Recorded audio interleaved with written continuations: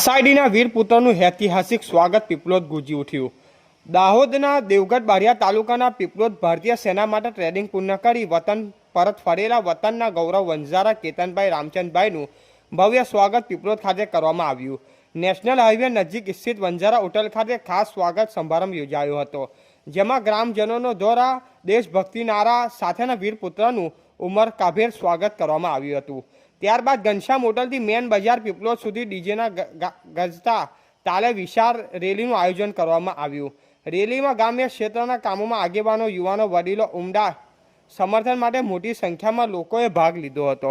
સમગ્ર પીપલોદમાં દેશભક્તિના રંગો છવાઈ ગયા હતા અને દરેક વીર જવાનને અભિનંદન પાઠવ્યા।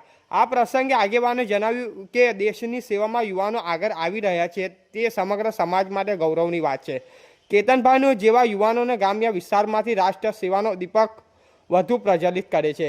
સમારંભ અંતે સૌએ કેતનભાઈ ઉજ્જવળ કારકિર્દી માટે શુભેચ્છા પાઠવી હતી। આ સમગ્ર કાર્યક્રમ લોકસભા ભાગીતા અને દેશપ્રેમના ઉત્તમ ઉદાહરણ રૂપું સાબિત થયો છે। રિપોર્ટર વિપુલ કુમાર બારિયા, પીપલોદ।